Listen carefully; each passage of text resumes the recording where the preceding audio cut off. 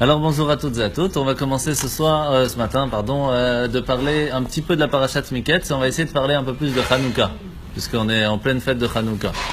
Alors d'abord, la parashat Miketz nous parle tout simplement de Yosef, qui arrive chez Pharaon, et là il va lui demander de lui expliquer ses rêves. Et qu'est-ce qui va se passer à ce moment-là? Oh là là, carrément. J'ai des commandes spéciales. Magnifique. Et donc, il va donc expliquer les rêves à Pharaon et va devenir à ce moment-là vice-roi. On voit de cette histoire qu'il a fait un tout petit acte de bonté à la fin de la semaine dernière. C'est qu'il a pris du temps pour expliquer les rêves de les chansons et du panetier, ce qui va lui permettre en fin de compte que les chansons, on va se rappeler de lui et va en parler à Pharaon qui va donc l'appeler, etc.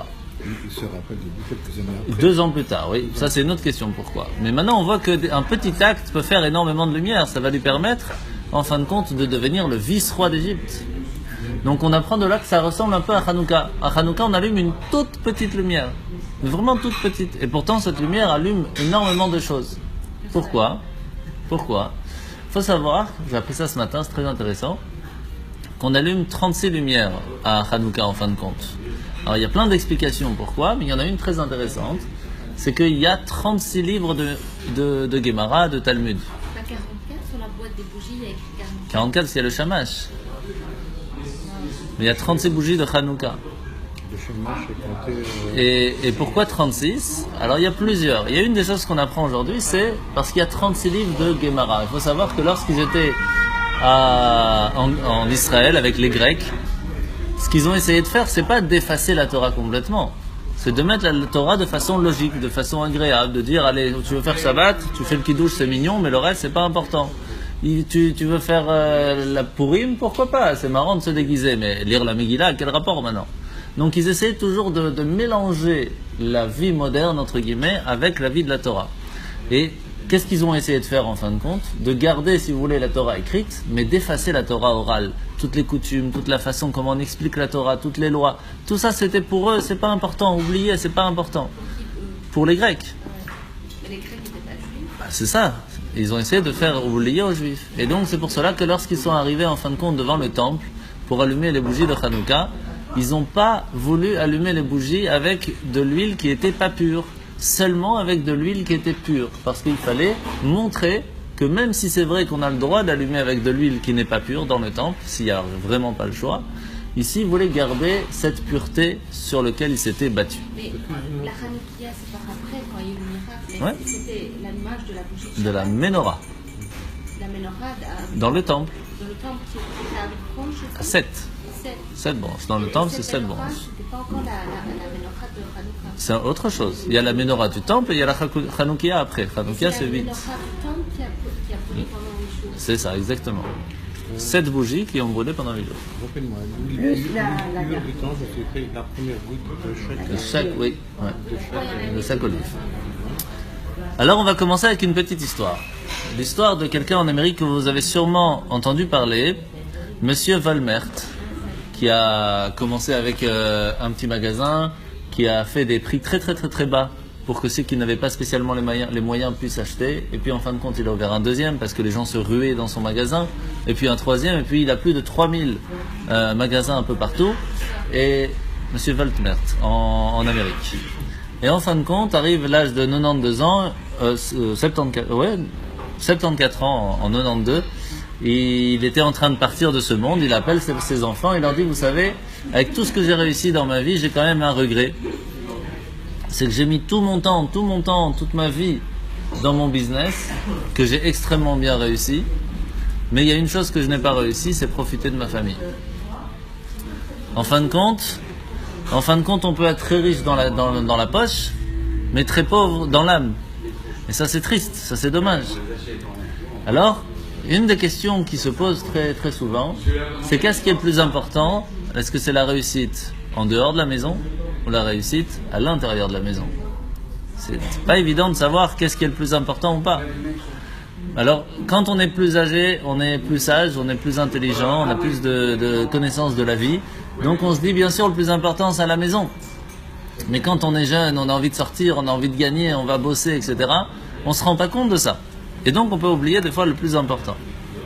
Alors sur ça, cette question qui est toujours donc, la question que tous les jeunes se posent et qu'ils vont toujours se poser en fin de compte, qu'est-ce qui est le plus important, la carrière ou la famille? Sur ça, on va voir ce que la Gemara nous dit. Dans la Gemara, il est écrit, dans la Gemara Shabbat, Tanu Rabbanan, Ner Chanukah mitzvah la nichal petach beto mi bachutz. La mitzvah de la bougie de Chanukah, c'est de l'allumer à la porte de sa maison, à l'extérieur. Ou alors, si vraiment on peut pas, manicha bechalon asmucha lereshut harabim. Ça veut dire qu'on doit la mettre à la fenêtre en direction de l'extérieur. Et si vraiment en Beshat Sakana, si vraiment on a un problème de danger, qu'il y a des gens dehors que s'ils voient la Hanouka, ils peuvent faire des problèmes, alors on peut le mettre sur la table à la maison. Donc qu'est-ce qu'on voit ici? Alors ça dépend. Ça dépend. Pour l'instant, on a 3 niveaux. Le mieux, c'est de le mettre vraiment à l'extérieur. C'est-à-dire que quand on est à la maison, si vous voulez, si vous avez un petit jardin, vous allez au fond du jardin, là où il y a la boîte aux lettres, là vous allumez. Si vous n'avez pas de jardin, vraiment là, dehors, vraiment dehors, pas à l'intérieur de la maison. Dehors, il faut allumer les bougies de Hanouka. À la porte. À la porte. C'est comme ça qu'ils font en Israël, je ne sais pas si vous avez déjà vu. Vous passez partout, vous voyez toutes les portes de la maison. À l'extérieur, il y a les bougies, c'est pas à l'intérieur. Bonjour, ça va? Allez. C'est du bleu? Non, c'est du bleu. Bonsoir, merci. Et si vraiment on n'a pas le choix à cause du danger, comme ça la Talmud nous dit, alors on peut le mettre à l'intérieur de la maison. De là on apprend que quoi? Que c'est quoi le plus important? C'est l'intérieur ou l'extérieur? L'extérieur. C'est l'extérieur. Le plus important à Hanouka, c'est de mettre en direction de l'extérieur, puisque c'est l'extérieur qu'on doit essayer de illuminer, de mettre de la lumière à l'extérieur. En plus, on sait très bien que la mitzvah, merci, la mitzvah, elle est de pouvoir passer le message à ceux qui vont passer dehors, à se rappeler la bougie de Hanouka. C'est-à-dire que le miracle, il est fait, la mitzvah de Hanouka, elle est faite pour qu'on puisse rappeler à ceux qui sont à l'extérieur de la maison qu'il y a la fête de Hanouka. Salut Boël, ça va? Ça va, installe-toi. Dans nos contrées, c'est difficile. Mechaim. Oh, Khatan, Mochalam, Shakal, Amidro.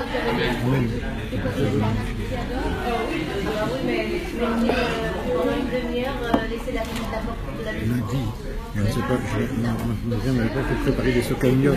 Alors, j'ai mis les manger ici. Alors maintenant qu'on a compris que le Talmud nous explique, je résume, que le plus important de la bougie de Hanouka, c'est que ce soit à l'extérieur. C'est pour illuminer l'extérieur. Puisqu'on a compris ça, on a une question qui est très très forte ici. On sait que les Ashkenazim, les Yerushalmi, les Litaïm allument à l'extérieur de la maison. Si c'est possible, vraiment à la porte. Mais pas tous.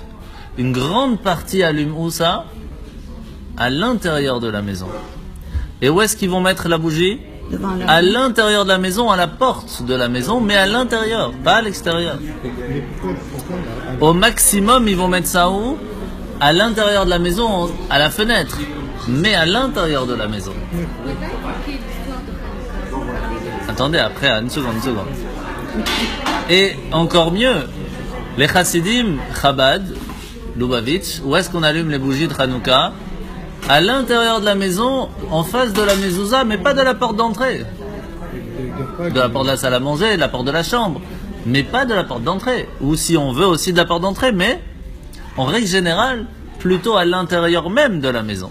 Mais les Lubavitch, ne doivent pas allumer. Pourquoi? Ils sont en soi une lumière. Ouais, c'est la lumière personnelle. Ouais, c'est ça. Pas mal. Alors, la grande question qui se pose, elle est partie où cette mitzvah de la Hanoukia qui est d'allumer à l'extérieur? C'est quand même tout le but de la Hanoukia, c'est d'allumer à l'extérieur. Comment ça se fait qu'on a oublié ça? Ça fait des milliers d'années maintenant qu'on n'allume plus à l'extérieur. Alors on fait les allumages publics, heureusement. Mais l'allumage Hanoukia personnel se doit d'être normalement à l'extérieur. Alors la réponse la plus classique, c'est que quand on regarde le 3e niveau de la Gemara, qu'est-ce qu'il nous a dit? Beshat Sakana. Si on est dans un moment de danger, qu'on n'habite pas autour, qu'il n'y a pas que des juifs autour de nous, alors on allume à l'intérieur de la maison. Hello. Bonjour. Donc, qu'est-ce qu'on apprend d'ici? Que, entre guillemets, la réponse, elle est que comme on n'habite pas en Israël, et qu'on n'est pas entouré de juifs, et que c'est dangereux, alors c'est pour ça qu'on allume à l'intérieur. Sauf que, c'est pas si évident de dire ça. Pourquoi? Alors, je vais vous ramener un texte qui est ramené depuis un long moment, que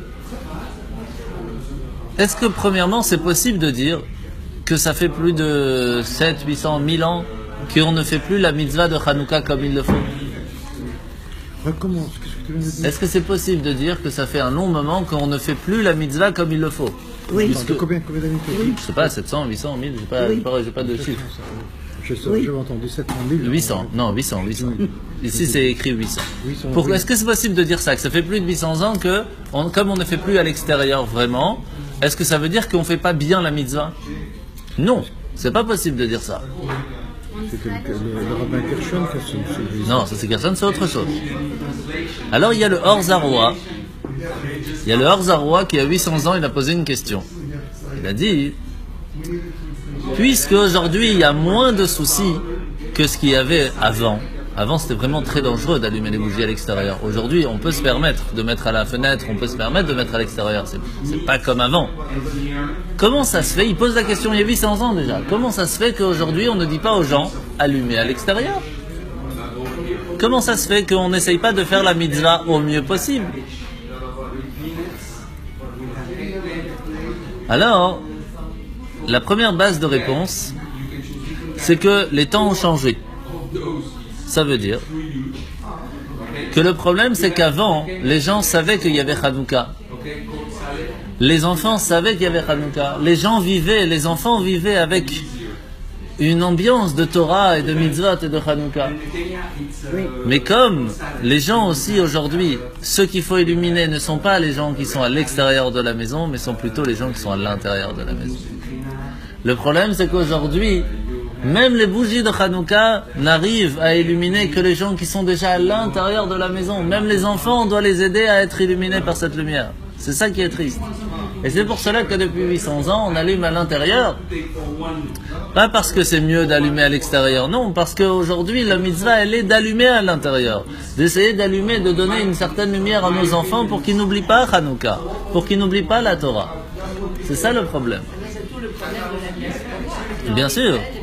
Alors même en Israël, vous verrez qu'il y a une grosse partie qui allume à l'intérieur. Mais ça dépend. Ça dépend. Il y a de tout. Il y en a qui allument complètement à l'extérieur, il y en a qui font, il y a un peu de tout. Mais en tout cas, pourquoi aujourd'hui on n'a pas fait un grand message en disant allumer à l'extérieur? Parce que l'intérieur est déjà problématique. Alors avant d'aller allumer l'extérieur, il faut déjà s'allumer soi-même. Eh oui. Excusez-moi, Oui. monsieur le rabbin.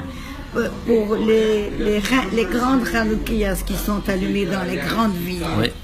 c'est pour les gens à l'extérieur. Ah oui, ça oui, parce qu'on a besoin des deux, et de l'intérieur et de l'extérieur. Mais pour pouvoir faire l'extérieur, il faut déjà avoir son intérieur personnel. Pourquoi alors pourquoi on a gardé donc de faire à l'intérieur? Parce que si on met à l'extérieur de la maison, à l'entrée de la maison, pendant la journée et pendant la soirée, les enfants sont à la maison, ils ne voient pas la bougie. Et donc ils vont pas être attachés, ils vont pas être influencés, ils vont pas être illuminés par cette bougie. C'est pour cela qu'on allume donc à l'intérieur de la maison. Et pourquoi, sur quoi on peut se baser? Parce qu'il faut une loi pour pouvoir changer comme ça une coutume, changer une loi de la Gemara qui nous dit qu'il faut faire à l'extérieur. Comment on a le droit de changer comme ça du jour au lendemain? Parce que le troisième niveau qu'on avait dit dans la Gemara, c'est Beshat Sakana, au moment de danger, on doit allumer à l'intérieur. Sauf qu'il y a plusieurs sortes de dangers. Il y a le danger extérieur et il y a le danger intérieur. Le danger intérieur, c'est que les enfants aujourd'hui perdent, oublient, ne ressentent plus cette lumière de la Torah. Et donc sur ça, on se base en disant qu'il faut allumer à l'intérieur de la maison. Parce qu'il y a un danger que les enfants oublient. Et c'est pour cela qu'on allume à l'intérieur. Moi, ce sont mes enfants qui allument. Mais vous devez allumer vous aussi. Oui, moi j'allume le chamallow, je sais plus. Ah non, vous devez allumer vous aussi. Chacun doit allumer sa Hanoukia. Les enfants, ils sont tous heureux. Ah oui, c'est sûr qu'ils sont heureux, mais il faut qu'ils aient leur Hanoukia. Mais oui, c'est ça, oui. Et d'où on sait ça? Parce que il y a dans Shabbat, dans la Gemara Shabbat, dans les Tosfot, on parle là-bas de poser la question à quel moment on doit allumer les bougies. Alors bien sûr, on doit allumer pendant la nuit, mais la question elle n'est pas là. La question elle est à quel moment à la maison on doit allumer. Et la réponse c'est quoi? Quand les enfants sont là, quand la famille est autour de nous, c'est là qu'on doit allumer. Parce qu'allumer seul, on n'a pas fait ce qu'il faut. On doit allumer. Le but d'allumer dans la maison, c'est pour que la famille voie les bougies. Donc c'est important d'attendre qu'ils soient là, au point même, que si quelqu'un il rentre à la maison et que tout le monde dort, il doit les réveiller pour pouvoir allumer les bougies. Vous imaginez? C'est beau, ça, c'est on très doit beau. réveiller toute la famille C'est très en leur beau. disant vous venez, on allume les bougies, après vous allez dormir. Parce que le but d'allumer les bougies, c'est pour que les enfants voient. S'ils ne voient pas, ça sert à quoi? D'être illuminé. Exactement. L'idéal, c'est d'allumer les bougies après minuit. Juste après, juste avant. Ça dépend. Il y a deux avis. Est-ce qu'il faut attendre vraiment de cet Kochavi? Alors, je vais vous dire. Si vous allumez avec les petites bougies de cire, franchement, allumez après 5h30 du soir. Parce que, oui, pourquoi? Parce que ça doit brûler au moins 30 minutes après la sortie des étoiles. C'est à peu près 5h30. Donc, si vous allumez, que la bougie, elle dure 40 minutes, on va dire, vous allumez à 5h30, vous avez vos 30 minutes à Mais si vous allumez à 4h30, ben, elles vont pas brûler après 30 minutes après, donc c'est un problème. Donc, faut faire attention quand on allume. Le seul moment où on n'a pas le choix d'allumer plus tôt, c'est vendredi soir, parce qu'on est obligé d'allumer les bougies de Hanouka avant celle de Shabbat. Donc là, on n'a pas le choix. Ok? Donc, faut essayer d'avoir des bougies un peu plus hautes, pour pouvoir être sûr que ça dure plus longtemps. Sauf que maintenant, Oui, maintenant c'est très tôt, bien sûr. c'est à 4h30. Ouais, 4h25, un truc comme ça. Ouais. Donc, on va voir maintenant ce que le rabbi nous dit. Le rabbi nous dit que lorsqu'on allume les bougies de Hanouka, on doit les allumer pas seulement, pas à la fenêtre, on doit les allumer vraiment à l'intérieur de la maison. Vraiment, Bemakom Pnimi, comme ça c'est marqué, parce que tout le but, c'est que les enfants, la famille puissent le voir. Donc c'est vraiment quelque chose de très important d'allumer les bougies de Hanouka à l'intérieur de la maison. Alors vous savez comment on fait nous à la maison? Avec madame, on a acheté une Hanoukia électrique qu'on met à la fenêtre, puisque tout le monde dans la rue le voit. Mais nous, les personnels, on allume ça, ou ça, à l'intérieur de la maison. Chacun à sa chambre. À la salle à manger pour la famille, pour tout le monde. Et le petit, il allume dans sa chambre. Avec des vraies bougies. Avec des vraies bougies d'huile. En huile. Magnifique. Ma maman faisait ça avec les bougies. Ah bah oui. À la vraie. Oui.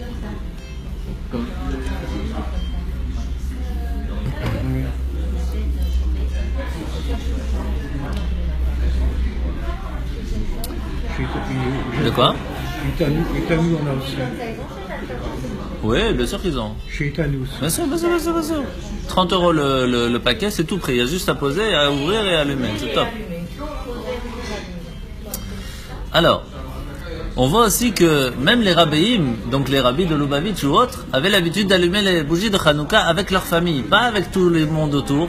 Qu'en général, on allume avec plus de monde mieux c'est. Non, les bougies de Hanouka, c'était allumé de façon vraiment personnelle avec leur famille. La lumière de Hanouka s'allume en famille pour qu'on puisse profiter à apprendre aux enfants c'est quoi Hanouka, c'est quoi la lumière, c'est quoi les bougies, etc. Donc c'est vraiment un moment très important à profiter en famille. Maintenant, on a quand même un problème. Comment on fait alors avec cette partie que le Talmud nous dit? Il faut quand même allumer à l'extérieur. Est-ce qu'on a perdu ça? Est-ce qu'on a perdu ça? D'une certaine façon, mais bon, on essaye. Certaines communautés arrivent à faire dans des quartiers à l'extérieur, comme le Lubavitch, ils ont fait à Hugues. Exactement. Donc il faut se rassembler à ces moments-là. En fait, c'est très important de participer à l'allumage public qui se trouve dans les villes, parce que presque tous les soirs, on a dans chaque ville des allumages publics, parce que c'est une partie de la mitzvah de profiter, de faire passer le message qu'il y a le Nes de Hanouka qui s'est passé et qui se passe chaque année. C'est ça qu'il faut voir. Bayamim Ahem, mais c'est pas seulement ce Bizba Nazé. Aujourd'hui, on a une bougie de Hanouka. Chaque soir de Hanouka, on a des miracles qui se passent. C'est vraiment, les moments de Hanouka, ce sont les jours de miracles. Et c'est pour cela qu'on a les deux. D'un côté, on doit allumer sa menorah personnelle, sa Hanoukia personnelle à l'intérieur de la maison. Et la Hanoukia Bachout, ça veut dire à l'extérieur, c'est l'allumage public qui est important de participer. Oui. On ne peut pas continuer à. Parce que quelqu'un a fait un deuxième paquet, on ne peut pas continuer à la Hanoukia après Hanouka. Bah, si tu veux, mais il n'y a pas d'obligation, il n'y a pas de mitzvah. Non. Hanouka, c'est 8 jours. Alors maintenant, on a une question. Pourquoi ça ne suffirait pas d'allumer les bougies de Hanouka à l'école avec les enfants et pas besoin à la maison? L'école, ça suffit pas pour éduquer les enfants? Non, la maison, c'est vraiment la première. On n'a que des sages autour de La la table. première racine, hein. Alors en fait, non, bien sûr que non. l'école n'est pas là pour éduquer l'enfant, elle est là pour lui donner des connaissances. Mais ça éduque en même temps. Mais la plus grande partie de l'éducation, la plus grande partie de l'âme juive se fait pas à l'école, se fait plutôt à la maison. Donc la transmission se fait par la maman, par le papa, par la maison. Donc il est très important d'allumer les bougies de Hanouka à la maison. Moi, je suis moi, à l'école, j'avais autant de Hanoukia que j'avais. Maintenant, les enfants sont mariés, ils sont partis avec leur Hanoukia. Donc, ils vont chez eux. C'est très bien. Donc, il n'y a plus que ma femme et moi, et de temps en temps, je prêche un enfant. C'est très bien. Venir allumer ses bras avec nous aussi. Baruch Hashem. Alors maintenant, la question qui va se poser, elle est simple. Pourquoi la fête de Hanouka s'appelle Hanouka? Alors, il y a plusieurs réponses. La première réponse, la plus classique, c'est Hanouka. Vous avez compris? Hanouka. Hanou, qui veut dire l'inauguration, si vous voulez. Et Ka, c'est Chafé, qui veut dire 25. On a réinauguré le temple, le 25 qui se lève. Tout simplement. C'est pour ça que ça s'appelle Hanouka. Ça, c'est la première réponse la plus classique.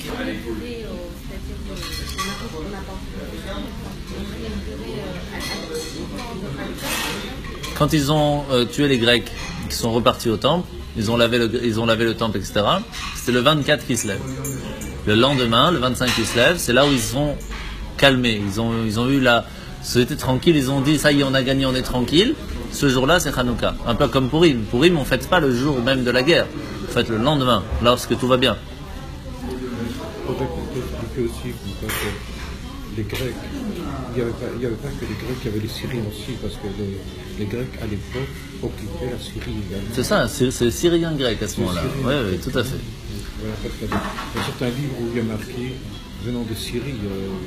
Oui. Alors, sur ça quand même, sur cette réponse, qui est tout à fait exacte en soi, on a quand même une question. On sait bien que la fête de Hanouka n'est pas du tout, mais alors presque pas du tout, basée sur la réussite de la guerre. Pas du tout. Donc est-ce qu'on peut dire que tout le miracle de Hanouka, c'est parce qu'ils se sont calmés, entre guillemets, ils étaient bien parce qu'ils ont fini la guerre? Impossible.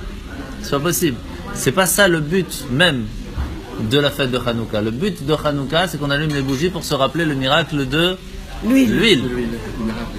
Et donc, en fait, le mot Hanouka vient du mot Chinour, qui veut dire éducation. Et pourquoi Chinour, éducation? Parce que, en fait, tout le problème des Grecs, c'est qu'ils étaient, comme on a expliqué tout à l'heure, c'est qu'ils étaient là pour essayer d'enlever l'éducation juive, d'enlever la Torah, d'enlever les coutumes, d'enlever toute la beauté même de la Torah. Pas seulement la connaissance, mais la façon de faire, toute sa beauté. Ils essayaient de mélanger les lettres hébraïques avec les lettres grecques. Non, on voulait garder cette pureté. Et ce miracle qu'ils sont arrivés devant le temple, ils ont pris la menorah, qu'ils ont faite un petit peu en provisoire, parce qu'il n'y avait plus la menorah. Et ils ont ils ont cherché pour trouver que de l'huile pure. Ils ont réussi à allumer que avec de l'huile pure, pas avec de l'huile qui n'était pas pure. Et ça, c'est le miracle de Hanouka, puisqu'en fin de compte, Hachem il nous a dit, puisque vous avez voulu garder cette pureté, et vous avez été prêt à tout pour y arriver, moi je fais mon job. Vous avez fait votre job, moi je fais mon job. Vous avez allumé avec de l'huile pure, moi je le fais tenir jusqu'à que vous allez en chercher. Ça, c'est magnifique. C'est ça, c'est comme ça qu'Hachem il fonctionne. Et c'est pour cela que Hanouka, c'est l'éducation. Et c'est de là qu'on comprend pourquoi les bougies de Hanouka sont importantes d'être allumées où ça? À l'intérieur de la maison. Puisque c'est là l'éducation de la lumière. C'est avec ses enfants. C'est là le plus important. Sur ça, il y a une petite histoire qui est très très forte, qui s'est passée en 75. En 75, en Californie, 1975, en Californie, il y a ce qu'on appelle American Goyish University. C'était quoi? C'était un endroit où les juifs pouvaient aller là-bas pour étudier dans une université, où il y avait plusieurs juifs qui pouvaient se retrouver ensemble. Et très souvent, ils amenaient des gens pour faire des conférences, pour parler un peu avec les jeunes. Et le rabbin Lubavitch de cet endroit, il essayait tout le temps d'essayer de rentrer là-bas pour faire passer un message un peu plus juif, pas que dans la tradition en soi, mais essayer d'y mettre un petit peu de vrai Yiddishkeit. Et doucement, il a réussi à rentrer, et de temps en temps, il appelait pour... Alors quand est-ce qu'il appelait? En général, pour ceux qui étaient très loin. Pour ceux qui étaient même contre le judaïsme, les juifs qui étaient contre le judaïsme, c'est lui qu'on appelait parce qu'il savait que lui, il avait les bons arguments pour pouvoir leur parler. Un jour est arrivé que le directeur l'appelle et il dit voilà, on a reçu maintenant un groupe de jeunes, un groupe de jeunes très libéral et très contre le judaïsme, tous juifs mais vraiment très difficiles, et ils avaient comme leader, si vous voulez, un jeune homme qui était froid mais à un niveau extraordinaire, qui s'appelait Steven Lebovitch. Et ce petit Steven là était c'était un glaçon mais inimaginable. Et pendant toute la conférence, ils se battent, et ça parle, et ça discute, et ça débat, et ces trucs, rien à faire. Le problème, c'est que quand le leader, il tient le coup, tous les autres aussi. Tout va bien? Bonjour, monsieur le rabbin. Bonjour. On a la chance d'avoir le grand rabbin. Bonjour.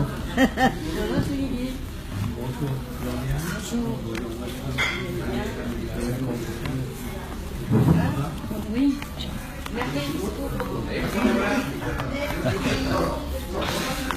Et donc, ce Steven-là, il se bat, il débat, etc. Et il n'arrive pas, entre guillemets, il arrive à tenir contre tous les arguments, entre guillemets, que le Rav raconte. Et le Rav, il avait l'habitude, après, de s'asseoir avec eux, de manger avec eux, et de chanter un nigoun comme ça. Vous savez, un petit nigoun chassidique, même des choses simples comme Osé Shalom, pour essayer de leur raviver un petit peu la flamme. Et là, le Rav, il se dit, vous savez quoi, je vais chanter un nigoun qui pour moi est très important. C'est le nigoun de Kol Bayar. De Kol Bayar. Kol Bayar Anaichi Shaimeya. Pour résumer, c'est un chant du cœur qui sort vraiment, qui dit j'étais dans la forêt, j'étais seul, et puis j'entends quelqu'un qui me dit tu n'es pas seul. Enfin, c'est vraiment le message, si vous voulez, il prend, voilà. Et donc il chante une fois, deux fois, trois fois, puis les jeunes ils commencent à entendre, il n'est pas très compliqué le chant, et donc les enfants ils commencent à entendre le chant, donc ils chantent avec lui, et puis il y a toute une ambiance dans le réfectoire. Et qui c'est qu'on voit? On voit Steven qui se lève et qui sort. Alors le Rav, quand il le voit comme ça, il sort avec lui, il le voit pleurer, il n'en peut plus. Alors il le calme, il dit mais qu'est-ce qui se passe, qu'est-ce qui t'arrive? Il dit écoute, je vais te dire, j'étais à la maison, il y avait mon oncle qui était un très grand chassid, et il était à la maison et on le voyait tout le temps qu'étudier, c'était le plus gentil à la maison avec mes parents, c'était très difficile, et c'est pour ça que j'ai tourné, c'est pour ça que si, etc. Et le jour où le matin, avant qu'il parte de ce monde, avant que j'aille à l'école, il m'a appelé, il m'a dit je vais te chanter une chanson, je voudrais que tu gardes cette chanson avec toi pour toute ta vie, ça t'aidera un jour. Et il lui a chanté cette chanson de Kol Bayar, et il a dit que ça fait 20 ans maintenant qu'il cherche à se rappeler, parce que c'était le seul lien qu'il avait avec son oncle chéri, et il essayait de demander à tout le monde, à tous ses professeurs, à tous ceux qui connaissaient, est-ce que vous connaissez? J'arrive pas à me rappeler de la chanson. Et quand vous l'avez chantée, ça m'a pris au cœur et toute mon âme est revenue. Et lui, maintenant, bien sûr, il est installé en Californie, il est très attaché avec le Rav, il a une famille qui est chassidique et qui fait la Torah et qui influence les autres aussi, etc., etc. Donc en fait, cette petite âme, cette petite flamme qu'il y a à l'intérieur de chacun, elle n'attend que d'être réilluminée. Elle n'attend que ça. Que ça. Est-ce qu'on trouve encore une version de ce chant? Mais tous les jours. Ah, ce chant, oui, bien sûr, elle est sur Internet. Oui. Ouais, mais c'est pas compliqué ça. Et donc, en fait, quand on dit la maison, c'est quoi la maison? La maison, c'est l'endroit où les gens se sentent en sécurité. C'est l'endroit où on se rappelle de ses souvenirs. C'est là, on est attaché à sa maison. Vous connaissez bien sûr l'histoire du jeune homme qui vient de se marier. Tous les Shabbats, sa femme, elle fait le chulant.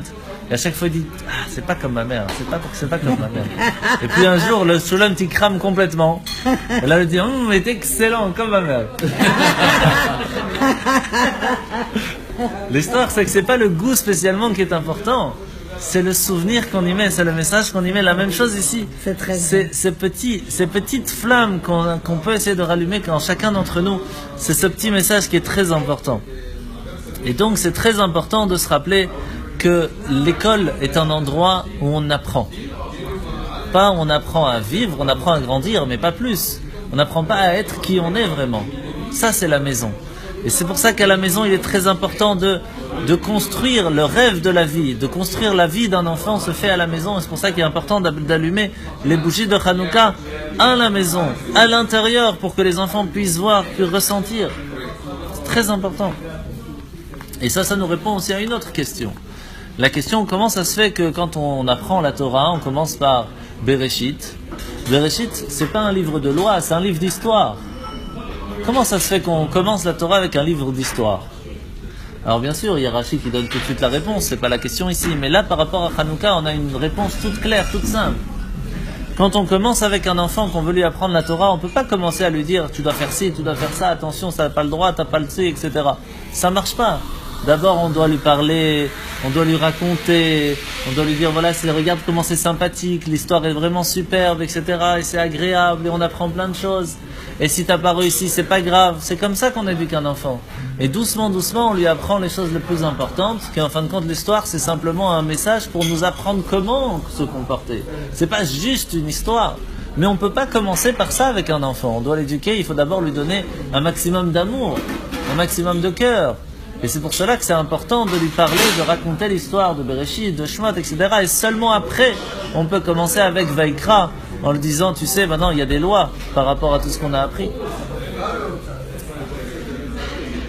Et c'est pour cela aussi que lorsqu'on voit même dans l'histoire même, puisqu'on arrive maintenant à Yosef, on voit que même dans l'histoire, on va parler de comment ça s'est passé l'éducation des enfants, depuis le début. Adam et Ève, le premier, Caïn et Abel, un il tue l'autre. Ça commence bien. Il y a un problème déjà dans l'éducation, hein. Franchement, pas top. On commence le numéro 2, la briotte. Yitzhak et Ishmaël. Moyen aussi. Bon, heureusement, ils se tuent pas, c'était pas loin, mais ils sont pas tués en fin de compte. Il y a encore la guerre. Numéro 3, Yaakov et Esav. Ils sont prêts à se tuer l'un à l'autre, mais ils finissent quand même bien. Ils s'embrassent, même si, au moins, ils s'embrassent à la fin. C'est déjà pas mal. Après, il y a Yosef avec ses frères, la jalousie, etc., qui sont vendus. Mais en fin de compte, ils arrivent à se pardonner. Yosef et ses frères, ils se pardonnent à la fin. C'est déjà pas mal.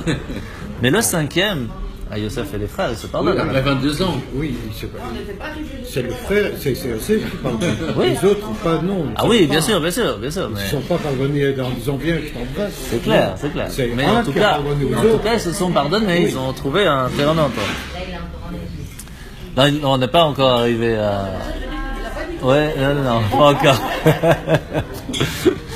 Et donc, qu'est-ce qui va se passer là? Le 5e, c'est Moshe et Aaron, 2 frères, qui pas seulement ne se battaient pas, mais chacun disait c'est pas moi qui est le plus grand, c'est lui, c'est à lui que tu dois donner. Chacun faisait attention à l'honneur et au respect de l'autre. Donc on voit que même dans la Torah, on nous apprend comment on doit faire attention à l'éducation de ses enfants, pour pouvoir arriver à une base que les frères et sœurs puissent arriver au niveau de Moshe et Aaron, ce qui n'est pas évident, attention. Hein. C'est vrai. Mais c'est pas évident. Frères et sœurs, Blainara, c'est... Quand on va arriver à Aaron, Moshe, moi je n'arrive pas à m'attacher. Ah mais il n'y a pas de problème, mais on n'y pas. Là, il y a beaucoup. Là, il y a beaucoup. Surtout, il y a beaucoup, grâce à Dieu. Il y a beaucoup à discuter. Et alors... Regardez comment c'est passé avec Yosef. C'est extraordinaire l'éducation qu'il a reçue. Yosef se fait vendre par ses frères, donc il dit déjà mes frères je les oublie. Après il s'est fait vendre pour... Oui, pour la jalousie. Bien sûr. Parce qu'il a raconté ses rêves. Il a raconté ses rêves, il a baissé. Bien sûr. Un peu beaucoup même. Thomas Mann a écrit un livre magnifique sur Joseph. Ah, c'est possible. Magnifique. Et donc, Yosef, en fin de compte, il se retrouve tout seul. Tout seul. Il n'y a pas son père, sa mère est morte, ses frères sont jaloux. Il est tout seul. Et pourtant, il se retrouve devant une épreuve, mais hyper difficile. Il a à peine 17 ans, il y a une femme qui lui propose, il fait tout pour pouvoir aller avec lui. Et lui, il dit non. C'est pas facile. 17 ans. C'est pas évident. Quelle éducation, quelle force il a pu, son père lui donner pour réussir à faire ça. C'est extraordinaire. Mais il n'était plus avec son père. En fin de compte, non, mais c'est ça la force. Et en fin de compte, vous savez qu'il était prêt à y aller. La seule chose qui l'a bloqué, c'est parce qu'il a revu le visage de son père, ça lui a rappelé son éducation. Donc en fin de compte, même la plus grande éducation qu'on peut donner, il y a quand même un risque de toute façon. Mais exactement. C'est ça la force de la dernière seconde, qu'il a réussi à prendre sur lui en voyant le visage de son père. Et donc en fin de compte, on voit que la maison, c'est quelque chose qui protège. C'est pas l'étude qu'il a eue à la yeshiva, hein, c'est la maison. La maison, c'est la seule chose qui protège au jour le jour dans la vie. Vraiment comme ça. Et donc c'est pour cela qu'il est très important à la maison de faire un maximum de Torah. Même si on apprend à l'école le plus grand livre de tout ce que vous voulez, les plus grandes, le Kabbaliste, le Gemara, ce que vous voulez, si à la maison on donne pas ça, si on montre pas ça, la protection fonctionne pas, c'est pas assez fort. Parce que la vie de tous les jours elle est pas évidente, les difficultés sont pas faciles. Et donc c'est la maison qui permet de réussir. Et c'est pour cela que il y a ce qu'on appelle, lorsque on parle de l'éducation, quand juste après l'histoire de Yosef, ils arrivent donc en Égypte et en fin de compte ils vont être pendant 210 ans, ils vont être esclaves en Égypte. À la fin de l'esclavage, qu'est-ce qu'on voit? 210. Ouais. 210 ans en esclave. Et donc qu'est-ce qui va se passer? À ce moment-là, ils vont sortir d'Égypte. Est-ce qu'ils ont fait un très grand effort pour pouvoir se mériter de sortir d'Égypte? Les 10 plaies, d'abord, aucun effort. Dieu il leur a dit, vous savez quoi, vous êtes mes enfants, je vous aime, je vous fais sortir. Rien de plus. Il leur a pas dit, tu veux sortir, il faut que tu fasses un effort. Rien. Ça c'est la première message dans l'éducation. Tu veux aider tes enfants, d'abord il faut rien demander. Tu leur montres que tu les aimes. Ça c'est la première chose. De dire pourquoi est-ce qu'il a tellement d'argent. Ça c'est une autre question. Une autre question. Il y a plusieurs commentaires là-dessus. Tellement de réponses. Chaque fois que je viens, je trouve.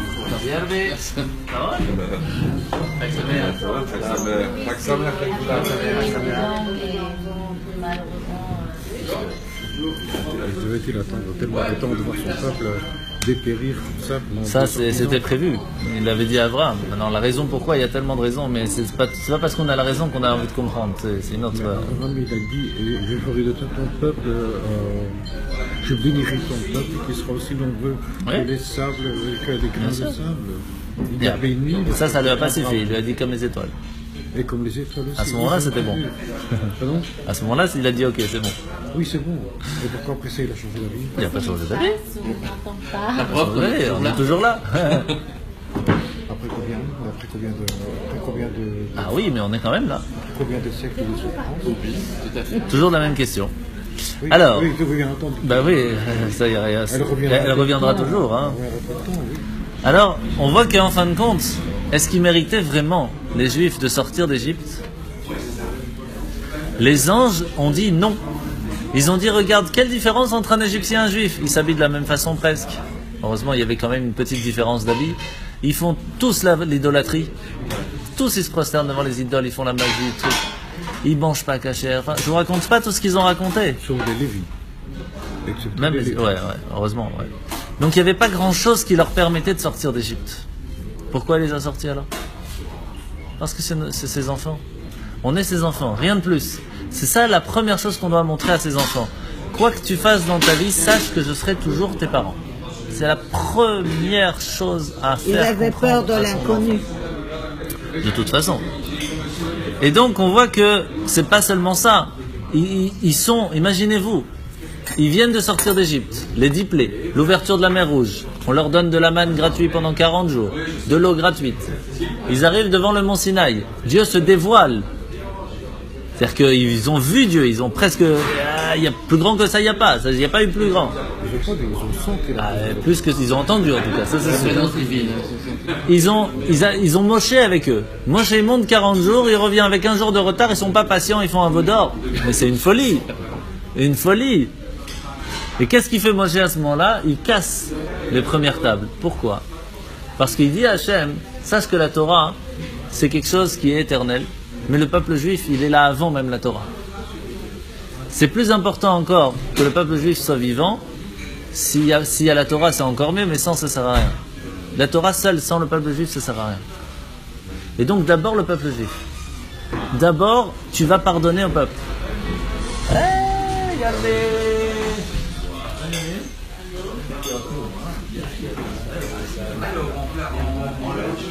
Et donc, en fin de compte, ici, Moshe, il nous dit, c'est un grand message. Sache Hachem que rien ne vaut plus grand que le peuple juif. Rien. On doit faire attention au peuple juif. Qu'il fasse la Torah ou qu'il ne fasse pas la Torah pour l'instant, tu dois faire attention au peuple juif. Et ce message irait jusqu'à aujourd'hui. Un diamant, l'âme qu'on a à l'intérieur de nous, c'est un diamant. Et rien ne pourra le changer. Qu'on fasse ou qu'on fasse pas, il n'y a pas de différence. La seule différence, c'est combien ce diamant va illuminer. Ça, c'est la Torah et les mitzvot que l'on fait. Plus on met des flammes autour d'un diamant, plus ça illumine à l'extérieur. Mais un diamant, ça reste un diamant. C'est ça la force qu'on a. C'est comme une princesse qui rentre après 20 ans d'esclavage. Elle rentre là, elle est avec des habits tout sales, déchirés, tous les nobles, ils rigolent. 2 minutes après qu'elle s'est changée, qu'elle s'est lavée, qu'elle a mis des habits de princesse, tout le monde se prosterne devant elle. Comment ça se fait ? Parce qu'une princesse, ça reste une princesse. C'est juste les habits qui ont changé. On est en exil, les habits sont peut-être sales, mais on reste des princes, on reste des princesses. Ça ne changera pas. Et c'est pour cela aussi que la première chose, la première base qu'on doit donner à un enfant, c'est le sentiment d'avoir été voulu, d'être content qu'il soit là, d'être heureux d'être avec lui, de ressentir l'amour, de le faire sentir qu'on fait attention à ce qu'il a, ce qu'il veut, l'écouter. C'est la première chose de base. Et c'est pour cela que pendant plus d'1 an, Hachem il va fermer les yeux. Il va rien dire. Vous faites des bêtises, c'est pas grave. Et à chaque fois dans la Torah, on voit qu'il leur dit vous êtes mes premiers-nés, vous êtes mes enfants, ne vous inquiétez pas. Et il va les laisser grandir. Il va rien dire des bêtises. Et pourtant, ils vont en faire.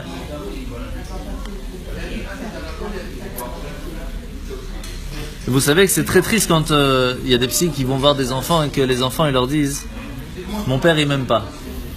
Ma mère, elle m'aime pas.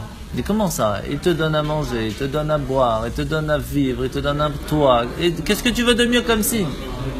Oui, mais ça, c'est parce que c'est mes parents. Mais ils m'aiment pas quand même. Ça n'a rien à voir. C'est 2 choses tout à fait différentes. Aimer et donner, c'est 2 choses qui sont très liées. Mais il y a une façon comment on donne, il y a une façon comment on montre son amour. Et ça, c'est pas toujours facile, que ce soit dans un couple, que ce soit avec des enfants. C'est pas parce que spécialement on a donné que ça veut dire, ne serait-ce que prendre dans les bras, prendre 5 minutes pour parler avec eux. Tout ça, c'est ce qui est très important avec des enfants.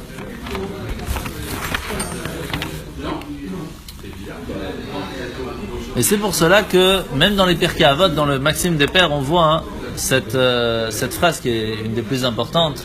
Oev et abriot ou mekarvan la Torah. Il faut aimer toutes les créations, tout le monde, sans distinction, même une personne qui ne mérite de vivre que parce qu'elle est appelée créature, parce que Dieu l'a créée, mais tout ce qu'elle fait, c'est vraiment une catastrophe. Mais on doit l'aimer parce que Dieu l'a créée. Et après que tu l'aimes, alors tu peux mekarvan la Torah. Tu peux l'attacher à la Torah. Mais si tu l'aimes pas d'abord, tu peux toujours monter, descendre. Le message passera pas. Le message ne peut passer que s'il y a le cœur qui est là. S'il n'y a pas le cœur, il n'y a rien qui peut passer. Et c'est pour cela que quand est-ce que Moshe va leur rappeler l'histoire du veau d'or ? Pas tout de suite. 40 ans plus tard, après qu'il leur a montré qu'il les aime, qu'il les a dirigés, qu'il a fait attention à eux, 40 ans plus tard, il va leur dire. Je me suis interrompu du temps. Oui. L'histoire du veau d'or, en général, il y a des gens qui sont les témoins de Jéhovah. Oui. En général, je les mets à la porte d'office. Ah oui. Non d'office. Un jour, il y a eu un quand même qui était sympathique. On a commencé à parler. Et après 1 semaine, il m'a dit oui, mais le veau d'or, vous avez vu le veau d'or. Et je lui ai dit 1 semaine on a parlé, 1 semaine on a étudié, 1 semaine on a discuté. Tu as retenu une seule chose, le veau d'or. Une seule chose. Il n'y a pas beaucoup de lumière, c'est lui. Pardon ? Il n'y a pas beaucoup de lumière, c'est lui. Rien du tout. Rien du tout. Alors, cette histoire de Rodor, ça nous pèse. Ah non, ce pourquoi? n'est pas possible. Ici, ça nous pèse. Bah, on le paye encore aujourd'hui, c'est tout. On le paye, oui. Ah oui, c'est sûr. Il faut dire aussi que les femmes sont vraiment été contre le Vaudor, donc elles ont été catégories, elles n'ont pas donné des bijoux. Bravo mesdames, hein, bravo. Et ça c'est vraiment, ça nous a sauvés aussi en même temps. Ah oui, c'est sûr, c'est sûr. Elles ont été formelles, elles n'ont pas rien à faire du Vaudor. Qui a dit qu'elles n'ont pas donné le Ah oui, non, c'est faux. Ah, ils n'ont pas voulu, hein. Ils n'ont pas voulu. Ah oui, les femmes et les lévis. Les femmes et les lévis, comme d'hab. Et donc, comment à Hanouka on peut réussir à faire cette éducation, comme on vient de l'expliquer? Eh bien parce qu'on se trouve autour de la bougie de Hanouka, on mange des beignets, c'est bon, on mange des latkes pour les acheter, et on joue à la toupie, et on donne des chocolats, et on donne des cadeaux, et on donne un peu de sous. Et quoi de mieux pour un enfant d'être en famille et de pouvoir profiter de cette fête de Hanouka? C'est vraiment la fête de l'éducation. L'éducation qui ramène et qui montre comment on doit aimer ses enfants. Ça c'est très important. Oui, mais malheureusement, on n'a pas toujours l'occasion de le faire. Avec le métro boulot dodo, c'est pas toujours évident. Hanouka nous oblige à nous arrêter. C'est ça la force, en fait, de la Torah. C'est que la Torah nous oblige, entre guillemets, à profiter de la vie. Parce que tous les Shabbats, on est obligé d'être en famille. Quand je dis le mot obligé, c'est parce que Shabbat nous oblige, si vous voulez, mais c'est pas le mot. Il y a toutes les fêtes, tout le temps il y a des fêtes, on nous permet, voilà, c'est ça. Mais c'est une obligation, pas pour rien, parce qu'il sait très bien, Dieu, que si on n'avait que la permission, on l'aurait pas fait aujourd'hui.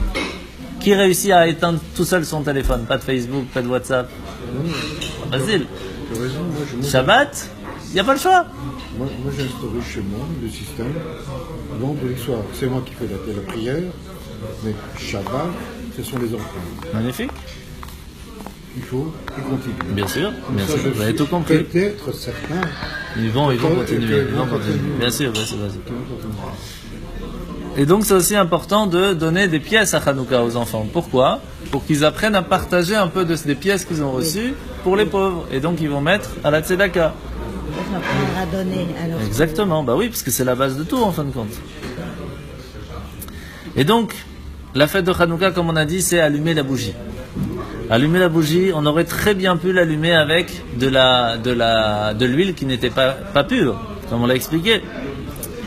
Puisque c'est même écrit dans le Pnei Yehoshua, dans la Maseret Shabbat, que si on a la possibilité de faire kasher, on ne doit pas spécialement chercher à faire méadrin, le mieux du mieux, dans ce cas-là en tout cas. Pourquoi? Si maintenant tout de suite on doit faire quelque chose dans le temple et qu'on n'a pas de Kohen qui est pur, on n'a que de Kohen qui sont pas purs, on va pas commencer à chercher, attendez, on va attendre 1 heure, il y a un Kohen qui arrive. Non, on fait, il faut faire maintenant, tu fais. Même si le Kohen il est pas pur, tu fais. Donc on voit que quand les choses doivent se faire, on le fait. Alors comment ça se fait que là, ils ont pas voulu allumer les bougies de Hanouka, de la Menorah, avec de l'huile pas pure? Pourquoi?